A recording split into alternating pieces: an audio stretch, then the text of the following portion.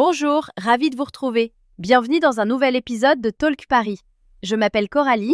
Et moi, je m'appelle Guillaume. Que vous soyez en train de conduire, de faire la vaisselle, ou simplement de faire une petite pause, nous sommes contents que vous soyez avec nous aujourd'hui. Alors Guillaume, je dois te poser une question. J'ai entendu dire qu'il y avait eu un petit problème chez toi la semaine dernière. Qu'est-ce qui s'est passé? Oh, ne me lance même pas là-dessus. J'ai essayé de monter une de ces étagères en kit, tu sais, celle qui arrive dans une grande boîte toute plate, avec un minuscule bout de papier qu'ils appellent un mode d'emploi. Oh non. Et alors, comment ça s'est passé? Disons simplement que je me suis retrouvé avec 2 vis en trop et une étagère qui penche un peu vers la gauche. Ça va, ça lui donne du caractère. Du caractère, vraiment? C'est comme ça qu'on appelle ça maintenant? Absolument, je garde cette version. Mais honnêtement, je comprends. Un jour, j'ai passé 40 minutes à essayer de suivre une recette qui disait « Ajouter une pincée de sel ». Mais c'est quoi une pincée? Qui a décidé que c'était une information suffisante? Une pincée, c'est la quantité qui te fait te sentir sûr de toi dans la cuisine. Voilà la vraie réponse. Je vais noter ça. Mais en parlant de situation où on ne sait pas vraiment quoi faire, est-ce que ce n'est pas justement l'une des parties les plus difficiles quand on apprend une langue? Savoir exactement comment réagir dans une conversation quand on est pris au dépourvu? C'est en fait une excellente façon d'entrer dans l'épisode d'aujourd'hui, parce qu'aujourd'hui, nous allons regarder 3 situations du quotidien, de vraies conversations, que la plupart d'entre nous rencontreront à un moment ou à un autre de notre vie. Et par « à un moment ou à un autre », on veut dire probablement plus tôt que vous ne le pensez. Ce sont des moments où connaître les bons mots en français peut vraiment faire la différence. Exactement. 3 scénarios, 3 conversations, et nous allons analyser chacun d'eux pour que vous puissiez réellement utiliser ce que vous entendez. D'abord, nous allons au bureau. C'est le tout premier jour de travail de quelqu'un.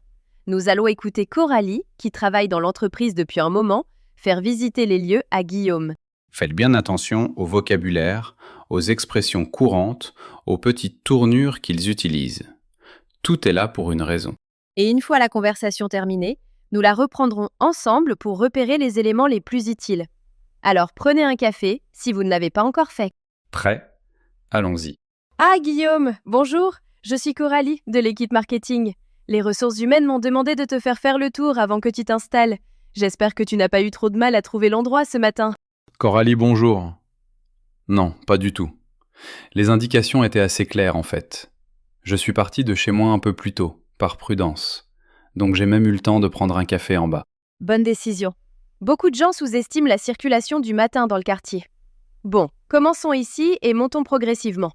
Cet étage est surtout réservé aux opérations et à la finance. Ce n'est pas l'étage le plus passionnant, mais ce sont les personnes que tu voudras avoir de ton côté quand tu auras besoin qu'une chose soit approuvée rapidement. C'est bon à savoir. Je vais garder ça en tête. Exactement. Maintenant, là-bas près de la fenêtre, c'est l'endroit où sont installés les chefs de projet. Tu travailleras souvent avec eux, puisque ton poste dépend plutôt du développement produit.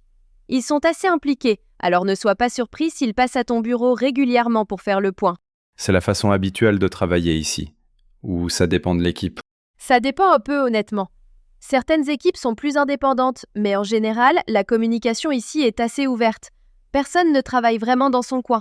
Si quelque chose n'est pas clair, les gens se déplacent simplement et règlent ça en face à face. Ça me convient très bien.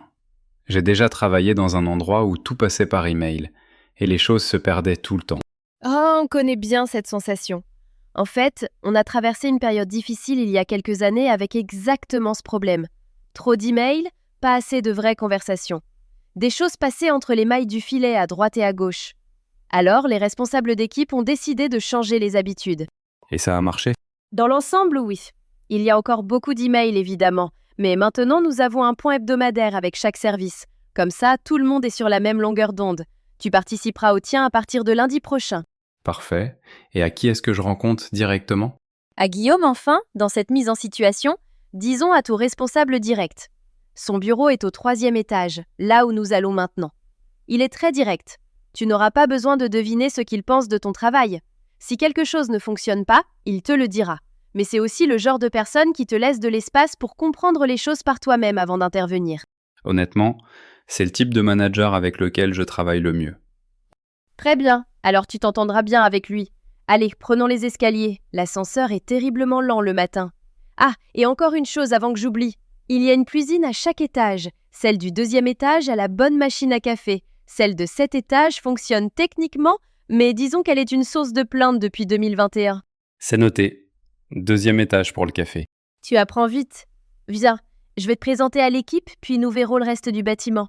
Il reste encore pas mal de choses à couvrir, mais on va y aller étape par étape. Ça me va, je te suis. Très bien. Voilà donc la conversation au bureau entre Coralie et Guillaume. Et honnêtement, ce que j'ai aimé dans cet échange, c'est à quel point tout semblait naturel. Coralie n'était pas rigide, ni trop formelle. Elle était simplement vraie. Oui, et c'est exactement ce qui rend cette conversation utile. Lors d'un vrai premier jour de travail, personne ne vous donne un texte à réciter. Vous comprenez les choses au fur et à mesure. Alors reprenons quelques éléments qui valent vraiment la peine d'être gardés. La première expression que je veux souligner est « passer à ton bureau ». Coralie a dit que les chefs de projet pourraient passer au bureau de Guillaume. En français, passer à ton bureau veut dire venir voir quelqu'un rapidement, souvent de manière informelle et parfois sans rendez-vous précis. Ce n'est pas une visite très officielle, ce n'est pas forcément prévu longtemps à l'avance. Quelqu'un arrive simplement pour parler quelques minutes. Et vous entendrez ce type de phrase très souvent dans un contexte professionnel. Je passerai te voir plus tard. Elle est passée à mon bureau ce matin. C'est naturel, simple et très courant. Le sentiment opposé serait quelque chose comme « j'ai une réunion avec toi ». Là, c'est planifié. Passer voir quelqu'un garde cette idée plus détendue, plus spontanée. Exactement. L'expression suivante est « régler ça ». Coralie a dit que si quelque chose n'était pas clair, les gens allaient voir la personne concernée et régler ça en face à face. Régler ça signifie résoudre un problème ou gérer une situation, généralement grâce à une action ou à une conversation. Ce qui est utile ici, c'est le ton. Ça ne sonne pas dramatique, ça sonne pratique. On va régler ça donne l'impression que le problème n'est pas énorme et qu'une solution est possible. Maintenant, l'expression suivante est probablement ma préférée dans toute la conversation. Passer entre les mailles du filet. Coralie l'a utilisée pour parler des emails qui se perdaient et des choses qui n'étaient pas suivies correctement. Quand quelque chose passe entre les mailles du filet, cela veut dire que cette chose est oubliée, manquée ou négligée, souvent à cause d'un problème de communication ou d'organisation. C'est une expression très imagée, on peut presque la voir. Et elle est utile parce qu'elle décrit une situation qui arrive tout le temps, au bureau, à l'école, dans la vie quotidienne. Si vous êtes dans une situation où quelque chose n'a pas été fait parce que personne ne l'a remarqué à temps, vous pouvez dire « c'est passé entre les mailles du filet ». Enfin, nous avons impliqué. Coralie a décrit les chefs de projet comme des personnes assez impliquées. Cela veut dire qu'ils participent activement. Ils aiment faire partie du processus au lieu de donner simplement des instructions à distance. Vous pouvez utiliser ce mot pour décrire une personne, un style de management ou même une façon d'apprendre. Par exemple, je préfère une approche pratique et impliquée. Cela signifie que vous aimez apprendre en faisant, pas seulement en lisant ou en écoutant. C'est un très bon mot à garder dans votre poche. Très bien, le premier scénario est terminé. Et maintenant, nous passons à quelque chose d'un peu différent. La prochaine situation ne se passe pas dans un bureau, ni dans une salle de classe, mais dans le cabinet d'un thérapeute. Nous allons écouter Guillaume, qui a une séance avec sa psychologue, Coralie. Faites bien attention ici. Ce type de conversation contient beaucoup de vocabulaire utile pour parler des sentiments, des situations personnelles et des émotions. Des choses comme exprimer comment vous vous sentez depuis quelque temps, décrire des changements dans votre humeur ou dans votre comportement, et répondre à des questions sur votre vie intérieure. Ce sont des conversations que beaucoup d'entre nous auront un jour ou l'autre. Et avoir les bons mots en français fait toute la différence. Que vous soyez déjà allé en thérapie ou non, ce vocabulaire voyage très bien. Il peut servir pour parler à un ami proche, à un membre de la famille, ou même simplement pour réfléchir à votre propre journée. Écoutez attentivement et nous analysons tout cela ensemble après. Voici Coralie et Guillaume. Autre Guillaume, installe-toi. Comment tu vas aujourd'hui ? Honnêtement, je ne sais pas trop. Ça a été une semaine bizarre.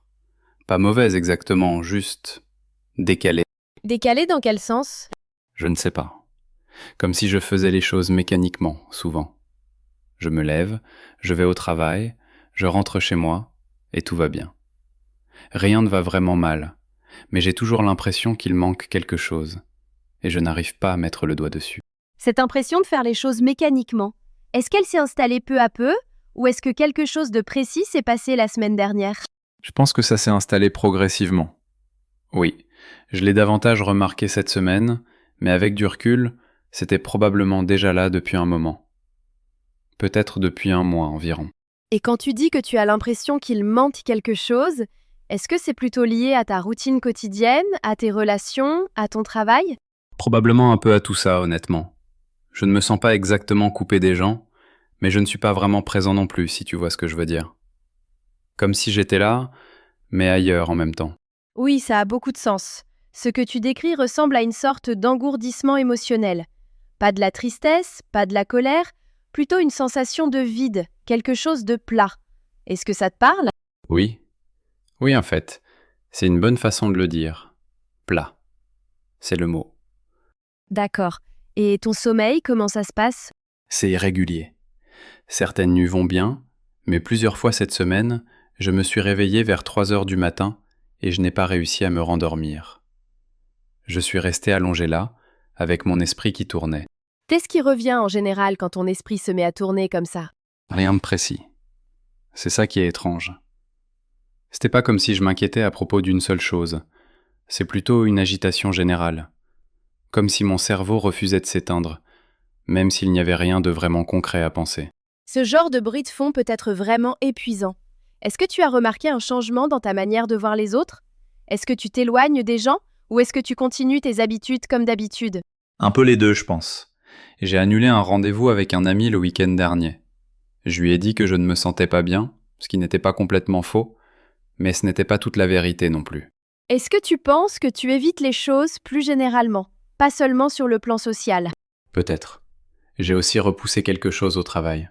Rien de très important, juste des tâches que je continue de remettre au lendemain. C'était pas vraiment moi. Et est-ce que tu remarques une différence dans la façon dont tu te sens les jours où tu vas au bout des choses comparé aux jours où tu les évites? Honnêtement, oui. Les jours où j'arrive vraiment à faire les choses, je me sens un peu mieux le soir, plus moi-même. Mais sur le moment, commencer est la partie la plus difficile. Cet écart entre savoir qu'une chose peut aider et réussir réellement à la faire, c'est quelque chose avec lequel beaucoup de gens ont du mal. Ça ne veut pas dire qu'il y a quelque chose qui ne va pas dans ta motivation à un niveau profond. Oui, c'est exactement ça. Je sais que certaines choses m'aideraient, mais les faire me semble parfois beaucoup trop lourd. Souvent, cela veut simplement dire que tes réserves d'énergie sont basses.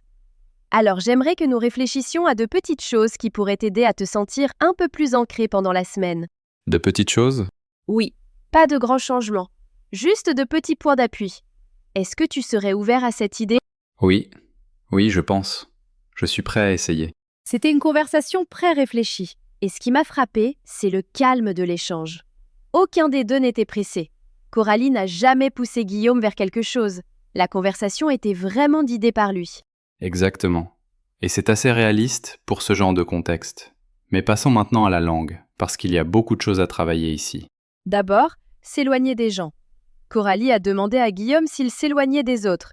Cette expression signifie prendre progressivement de la distance avec les autres, se retirer. Ce n'est pas quelque chose de soudain ou de spectaculaire. Ça arrive lentement, discrètement. On annule un rendez-vous ici, on ne répond pas à un message là. Et ce qui rend cette expression utile, c'est qu'elle peut s'appliquer à beaucoup de situations au-delà de la thérapie. On peut dire qu'une personne s'éloigne d'une amitié, d'un projet ou d'une relation. Elle décrit très bien ce mouvement lent de retrait. L'expression suivante est « irrégulier ». Guillaume l'a utilisée pour parler de son sommeil. Quand quelque chose est irrégulier, cela veut dire que ce n'est pas constant. Parfois ça va, parfois non. On ne peut pas vraiment le prévoir. C'est un mot très utile, parce qu'il est très flexible. Vous pouvez l'utiliser pour le sommeil, les résultats au travail, la météo, une connexion Wi-Fi ou n'importe quoi d'imprévisible. Par exemple, le service dans cet endroit est un peu irrégulier. Ou encore, mon sommeil est irrégulier en ce moment. C'est naturel et très courant. Ensuite, nous avons agitation. C'est un nom qui décrit le sentiment de ne pas réussir à rester tranquille, mentalement ou physiquement. Guillaume disait que son esprit ne voulait pas s'éteindre, sans qu'il y ait une pensée précise. Cet état instable, tendu, difficile à calmer, c'est de l'agitation. Et il faut noter que l'adjectif agité est tout aussi utile. Je me sens agité ces derniers temps. C'est un de ces mots qui capture quelque chose de très précis. Quelque chose qui est parfois difficile à expliquer autrement. Enfin, nous avons embourdissement émotionnel. Coralie l'a utilisé pour décrire ce que Guillaume semblait vivre. Pas de la tristesse, pas une émotion claire, plutôt une sensation de vide, comme une zone plate là où les émotions devraient être. Cette expression est importante parce que beaucoup de personnes peuvent ressentir cela sans avoir les mots pour le dire. Ce n'est pas pareil qu'être triste ou stressé. C'est plutôt comme se sentir éteint à l'intérieur. Et avoir cette expression disponible permet de communiquer quelque chose de très personnel et très précis. Voilà un ensemble d'expressions vraiment utiles. Très bien, notre deuxième scénario est terminé. Et maintenant, il nous reste encore une situation avant de terminer l'épisode d'aujourd'hui. Celle-ci est un peu plus légère, ce qui me semble être une belle façon de conclure. Nous allons dans un refuge pour animaux, où nous allons rencontrer Coralie. Elle espère adopter un chien et elle discute avec Guillaume, l'un des membres de l'équipe du refuge. Ce type de conversation mérite votre attention pour plusieurs raisons. D'abord, il contient beaucoup de vocabulaire autour des routines quotidiennes et des engagements à long terme, deux choses qui reviennent constamment dans le français de tous les jours. Ensuite, c'est un contexte où il faut vraiment s'expliquer clairement et honnêtement, parce que le travail de Guillaume est de s'assurer que chaque chien part dans le bon foyer. Alors écoutez bien la façon dont Coralie parle de son mode de vie, de son emploi du temps et de ce qu'elle est prête à assumer. Il y a là beaucoup de langage très pratique. Voici Coralie et Guillaume. Bonjour, entrez. Vous devez être Coralie. Moi, c'est Guillaume. Merci d'être venu aujourd'hui. Bien sûr, merci de me recevoir. J'attendais ce moment avec impatience. Et je suis aussi un peu nerveuse pour être honnête. C'est tout à fait normal. Honnêtement, la plupart des gens le sont. Cela montre simplement que vous prenez la chose au sérieux, ce qui est plutôt bon signe. Alors, nous allons juste discuter un peu et voir ce que vous recherchez. Pour commencer, pouvez-vous me parler un peu de votre situation actuelle à la maison ? Bien sûr, je vis dans un appartement. Il n'est pas immense, mais il a un salon de taille correcte et il y a un parc à environ 10 minutes à pied. J'y vis depuis 3 ans, donc je suis assez bien installée. D'accord. Et j'ai déjà vérifié avec mon propriétaire avant de venir ici. Il est d'accord pour les animaux, tant qu'ils sont bien pris en charge. C'est très bien. Et c'est bien d'avoir réglé ça à l'avance. Beaucoup de gens n'y pensent que plus tard. Maintenant, qu'en est-il de votre routine quotidienne ? Est-ce que vous travaillez de chez vous ou est-ce que vous êtes dehors pendant la journée ? Je travaille de chez moi 4 jours par semaine et le vendredi, je vais au bureau. Donc la plupart du temps, je serai présente. Le vendredi, je serai absente pendant environ 7 heures, à peu près. C'est en fait assez gérable. En général, les chiens peuvent supporter d'être seuls jusqu'à 6 ou 7 heures, tant que leurs autres besoins sont satisfaits de manière régulière. Est-ce qu'il y aurait quelqu'un qui pourrait passer voir le chien le vendredi si nécessaire ? Ma voisine, en fait. Elle travaille aussi de chez elle et elle est formidable avec les animaux. Nous en avons déjà parlé et elle a dit qu'elle serait contente de prendre le relais quand je suis absente pendant de plus longues périodes. Parfait. Avoir ce genre de solution de secours fait vraiment une différence. Maintenant, est-ce que vous avez déjà eu un chien ? Pas seule, non. Quand j'étais petite, nous avions un labrador, donc je ne pars pas complètement de zéro, mais je sais que prendre un chien en charge en tant que seul responsable, c'est un autre niveau de responsabilité. Oui, c'est vrai.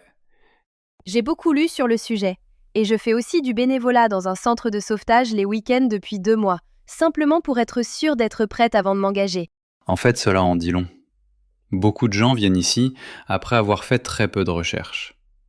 Le fait que vous ayez déjà une expérience pratique avec des animaux recueillis vous met dans une bonne position. C'est rassurant à entendre. Quel type de chien espérez-vous adopter ? Je suis assez ouverte pour être honnête. Je ne suis pas fixée sur une race précise. J'aimerais un chien assez adaptable. Peut-être pas un chien avec une énergie extrêmement élevée, parce que je peux offrir une bonne quantité d'exercice, mais je ne m'entraîne pas pour un marathon non plus. D'accord, je vois. Quelque chose qui peut se calmer à la fin de la journée. Un chien qui peut bouger, mais aussi se poser. C'est une façon très réaliste et très raisonnable de voir les choses.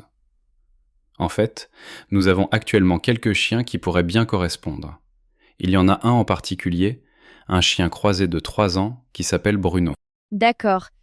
Il est affectueux, propre à la maison, et il s'entend bien avec les gens. Il a eu un début de vie difficile, mais il a beaucoup progressé. L'équipe ici l'aime beaucoup. Il a l'air adorable. Est-ce que je pourrais le rencontrer à un moment? Absolument.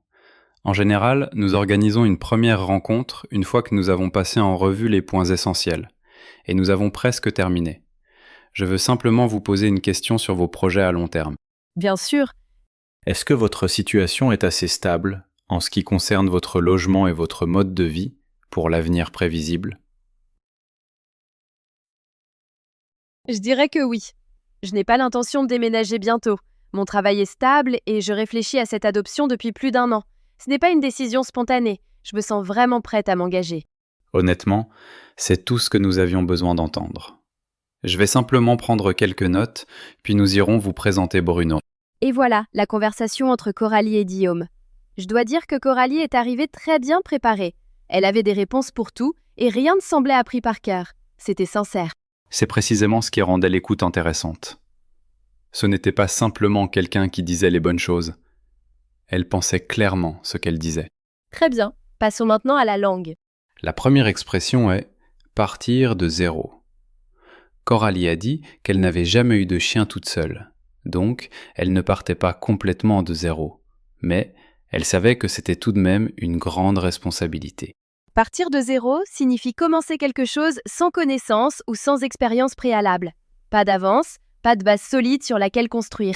Vous entendrez cette expression dans toutes sortes de contextes.